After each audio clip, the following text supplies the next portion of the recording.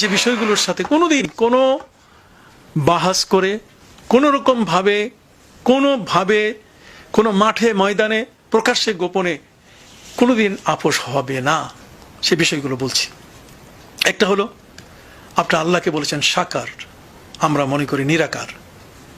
কোনোভাবেই এই বিষয়ে আপনারা হলেন মুজাসসিমা, তার মানে আল্লাহর দেহ আপনারা সাব্যস্ত করেন। আমরা আল্লাহকে বলি নিরাকার, আর আপনারা আল্লাহকে আকার বলেন। কাজে এটা কোনোদিন এক বৈঠকে কিভাবে আপনি কিয়ামত পর্যন্ত এটা সমাধান হবে না আপনাদের সাথে। হয়তো তওবা করে আপনাদের আসতে হবে, আর নাহলে যেমন আছেন তেমনই থাকবেন। তিনি কিন্তু একটা কথা বলেছেন যে আল্লাহ নিরাকার, এটা কিন্তু ঠিক না। আল্লাহ নিরাকার নন। আল্লাহ যেটা আল্লাহ সূরত আছে, যেমন সহিহ বুখারী সহিহ মুসলিমের হাদিসে এসেছে যে ফায়াতিহিম ফি সূরাতিহি আল্লাতী ইয়ারিফুনাহু ফিহা, কিয়ামতের ময়দানে আল্লাহ তার সেই আকারে আসবেন যে আকার দেখে ঈমানদাররা সবাই আল্লাহকে চিনবেন, হ্যাঁ ইনি আমাদের আল্লাহ। তারপরে ওয়ায়াবকা ওয়াজহু রাব্বিকা যুল জালালি ওয়াল ইকরাম, তোমার রবের চেহারা চিরস্থায়ী। তারপরে ফাইন্নাকা বিআয়ুনিনা, তুমি হে মুসা বা হে মুহাম্মদ হে নূহ, তুমি তো আমার চোখের সামনেই বিরাজিত আছো। ইয়াদুল্লাহি ফাওকা আইদিহিম, আল্লাহর হাত তাদের হাতের উপর রয়েছে। কোরআনে কারিমে আল্লাহর হাত, আল্লাহর পা, আল্লাহর চক্ষু, আল্লাহর চেহারা সবই এসেছে। তো এগুলো তো নিরাকার পক্ষের কোনো কথা না। নিরাকার এটাও একটা হিন্দুবাদী কথা। আল্লাহর সিফাতের ক্ষেত্রে কোথাও কোরআন সুন্নাহ নিরাকার শব্দ নেই। তো তবে যেটা কোরআনে কারিমের 42 নম্বর সূরা আশ-শুরার 11 নম্বর আয়াতে একবারে ক্লিয়ার বলা হয়েছে, লাইসা কামিসলিহি শাই, আল্লাহর তো আকার আছে, কিন্তু সেই আকার বিশ্ব সৃষ্টির কোনো কিছুর সাথে মিল খাবে না। আল্লাহ এমন এক আকারের অধিকারী যে আকার শুধু তারই, নিরুপম, অদ্বিতীয়, বেমিসাল, উপমাহীন এক আকারের তিনি মালিক। এটা তারই জন্য শোভনীয়, তারই সাথে খাস। আল্লাহর আকার আমাদের মতো নয়, আল্লাহর হাত আছে, সেই হাত আমাদের হাতের মতো নয়। এইভাবে আল্লাহকে বিশ্বাস করতে হবে যে আল্লাহ আল্লাহরই মতো। হ্যাঁ, আল্লাহর আকার আল্লাহরই মতো। জি জি। এজন্য যারা বলবে যে আল্লাহর শরীর আছে, এমন আল্লাহকে একটি চিত্রতে চিত্রায়িত করে যে আল্লাহ এমন, ওদেরকে বলা হয় আল ফিরকাল মুজাসসামা, তারা আল্লাহর শরীর বানায়। আল্লাহর হাত আছে, আল্লাহর পা আছে, আল্লাহর চোখ আছে, আল্লাহর কান আছে, এগুলো হাদিস কোরআন দিয়ে সাব্যস্ত, কিন্তু এটাকে আকৃতি দেয়া যাবে না। আপনি এটা বলতে পারবেন না যে আমাদের মতো, অমুকের মতো, তমুকের মতো। আল্লাহর হাত কিসের মতো? মানুষের হাতের মতো, বাদুরের হাতের মতো, অমুক প্রাণীর হাতের মতো? এটা হচ্ছে ফিরকায়ে মুজাসসামার বক্তব্য। আল্লাহর সাথে তাসবিহ দেয়া যাবে না যে আল্লাহ এরকম। আল্লাহ তাআলাকে আমরা দেখবো কিয়ামতের দিন, জান্নাতে মানুষ আল্লাহকে দেখবে। কোরআনে আল্লাহ তাআলা বলছেন যে সেদিন কিছু চেহারা থাকবে উজ্জ্বল, উজুহু ইয়াউমাইদিন নাযিরা ইলা রাব্বিহা নাযিরা। আল্লাহ বলেন কিছু চেহারা থাকবে খুব উজ্জ্বল, কারণ সেদিন তারা নিজের চোখে আল্লাহকে দেখবে। সুবহানাল্লাহ।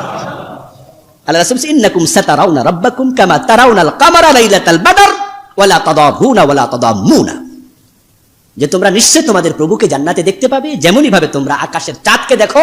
ঠিক পূর্ণিমার রাতে কোনো ঠাসাঠাসি ভিড়াভিড়ি ঠেলাঠেলি করা লাগে না, নিজের জায়গায় দাঁড়ায় যেমন তুমি আকাশের চাঁদ দেখতে পাও, আল্লাহকে জান্নাতে এমন ভাবে দেখতে। সুবহানাল্লাহ। কিন্তু তখন কি আল্লাহর বডি হবে, আকৃতি হবে? আমরা কিচ্ছু জানি না। এজন্য আল্লাহকে নির্ধারিত কোনো ক্রাইটেরিয়া, নির্ধারিত জিসম বলা যাবে না, কারণ আল্লাহর কোনো কুফু নাই। ফালা তাদরিবু লিল্লাহিল আমসালা, আল্লাহর মতো করে উদাহরণ দিয়ে কিছুকে বুঝায়ও না। লাইসা কামিসলিহি শাই, কারণ আল্লাহর মতো কোনো কিছু নাই। আর আকার আছে, লাইসা কামিসলিহি শাইউন, সৃষ্টির কোনো কিছুর মতো না। এখন আরেক শেখ বলেছে আল্লাহর আকার আছে, বলা যাবে না। কোরআন হাদিসের আলোকে আপনার মতামত কি জানাবেন? সুবহানাল্লাহ। ভাই, আপনি নিজে একটা সিদ্ধান্ত দিয়ে দিচ্ছেন কেন? আল্লাহর আকার আছে, এই কথাটা আল্লাহ বলে দেয়নি। আল্লাহ তাআলা বলেছেন লাইসা কামিসলিহি শাইউন ওয়া হুয়াস সামিউল বাসীর। আল্লাহ আকার আছে নাই কোনোটাই বলেনি। আকার শব্দের অর্থ হচ্ছে আঁক দিয়ে দিয়ে যেটা লেখা হয়। আপনি কি আল্লাহর এরকম কিছু করতে পারবেন? আল্লাহর এরকম কোনো যেটাকে আপনাকে সরাসরি চিত্র আপনি আঁকতে পারবেন না, এটা এই জাতীয় শব্দ ব্যবহার করা জায়েজ নাই। মনে রাখবেন এটার নামই হচ্ছে, এটাকে বলা হয় আলফাজ মুজমালা বা সংক্ষিপ্ত কোনো শব্দ যা ব্যাখ্যার দাবি করে। এরকম শব্দ শরীয়ত দৃষ্টিতে শেখ হুসাইন ইবনে তাইমিয়া রাহমাতুল্লাহ আলাইহি সবার আগে বলে দিয়েছেন যে কোনো কিছু আল্লাহর জন্য এমন কিছু সাব্যস্ত, এমন কোনো শব্দ সাব্যস্ত করা যাবে না যেই শব্দটি আল্লাহর জন্য আল্লাহ ব্যবহার করেননি, মুহাম্মদ রাসূলুল্লাহ সাল্লাল্লাহু আলাইহি ওয়াসাল্লাম ব্যবহার করেননি। আকার শব্দটির আরবি আপনি ব্যবহার করতে পারেন না, এই জন্য আকার শব্দটির আরবি আমরা সাধারণত শেকেল করে থাকি। আল্লাহ তাআলা তার শেকেল, ইতাশাক্কাল এই জাতীয় কোনো শব্দ ব্যবহার করেননি। সূরা শব্দটি হাদিসে আসছে, সূরার অর্থ শেকেল নয়। যারা এই নিয়ে বিভ্রান্তি তৈরি করতেন তারা ভুল করছেন। আল্লাহ তাআলাকে তার বলুন সরাসরি বাংলা ভাষায় সূরা শব্দটি ব্যবহার হয়, আপনি সেটা বলে আল্লাহর সূরত আছে, কি সূরত আমরা জানি না, কিন্তু শেকেল বলতে পারবেন না। শেকেল এই জন্য বলতে পারবেন না কারণ শেকেল কোরআনে কারিমে আল্লাহ বলেনি, রাসূল সাল্লাল্লাহু আলাইহি ওয়াসাল্লাম হাদিসেও সেটা বলেনি, এই জন্য শেকেল ব্যবহার করা যাবে না। আমরা শেকেল শব্দ ব্যবহার না করে বলবো বলবো আল্লাহ তাআলার গুণাগুণ আছে, তার তিনি যা যা বলেছেন সবই সত্য। তিনি বলেছেন তার হাত আছে, তার পা আছে, তার চোখ আছে, তিনি বলেছেন, এবং তিনি যা যা বলেছেন তা তিনি দয়া করেন, তিনি হাসেন, তিনি কখনো আশ্চর্য হন। এটা হাদিসে আসছে, যেভাবে হাদিসে আসছে সিফাতুল্লাহ আল ওয়ারিদা ফিল কিতাব ওয়াস সুন্নাহ, একটা কিতাব আছে কোরআন এবং সুন্নাহে আল্লাহ তাআলার যে সমস্ত সিফাত এসেছে সেগুলি আপনি পড়তে পারেন, অথবা আপনি পড়তে পারেন যে উসুলুল ঈমান গ্রন্থে আল্লাহ তাআলার যে সমস্ত সিফাত বর্ণিত সেগুলি দেখতে পারেন। আল্লাহ তাআলার সিফাত যেগুলি এসেছে সেগুলি স্বীকার করতে হবে, সেগুলো অর্থ স্বীকার করতে হবে, কিন্তু আকার শব্দটি কোনো আরবি সিফাতের কোনো অনুবাদ নয়, এই জন্য সেটা ব্যবহার করা যাবে না। যদি অনুবাদ হতো সেটা আমরা ব্যবহার করতাম। এই জন্য আল্লাহ তাআলা আকার, সাকার, নিরাকার কোনোটাই ব্যবহার করা যাবে না।